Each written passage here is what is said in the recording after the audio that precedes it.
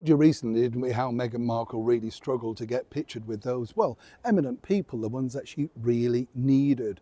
You know, particularly, as I say, when you're launching a business, it's all about connections, all about literally being seen with these people, even if you could have had a chat with them on the stage. And it's difficult because, you know, she had the power, she threw it away, and she should have taken along her bag carrier with her. Those were the people that they were interested in. I am sure Meghan Markle would have got a picture with Reese Witherspoon and all the other cheeses that she wanted had she have had a real, albeit ex-royal, in her midst. Really, why does another actress want to meet another actress when the other actress is more famous than her? You get the picture. But now there's a bigger problem for Harry and Meghan, and they are taking this rather seriously.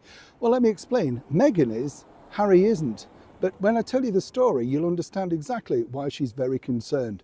As ever, let me explain. Morning, lovely to see you. We'll have a lovely wave. You all right? By the way, thank you for enjoying our recent video about, or I should say my recent video. I don't ever say ours, it's just plural, isn't it? It's good English, I think, yes. All about the wonderful Errol Flynn. If you haven't checked it out, do have a look. Fascinating story because so many people were involved in that. And as I say, it's a funny thing, isn't it? The golden age of Hollywood, people don't think that people got on, but people made friends from all walks of life. You're in, you're out. That is show business though, isn't it? You know, Errol Flynn, what a life. When you read into him, and when I listened to some of the interviews that I did with people that knew him, he was terrific fun, you can imagine, and literally just kind of used his good looks and his charm, whatever you want to call it, to march his way through Hollywood and become a huge success. Somebody that will never truly, I don't think, be forgotten. Forever Robin Hood. Free as ever to watch now. Back as ever to your royal story of the day. You see, it's interesting, isn't it? Because Prince Harry's visa problems rumble on. And this is now a problem, a really big problem in Meghan Markle's eyes, simply because, you know, some people are suggesting this could finally lead to divorce. Yes, it could be that serious. You see, the bottom line is Harry is still very reluctantly and will not reveal exactly all about his papers, you know, the papers that are required for his visa. What did he put on there regarding his drug use?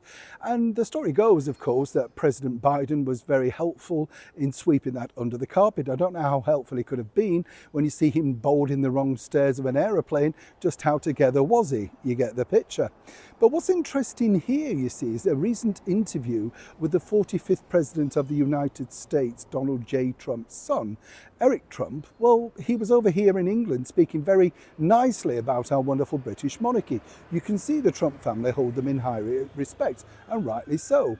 He's basically said, to summarise, that actually if his father gets back into power, they would be looking at that and they would want to know exactly what was in the documentation.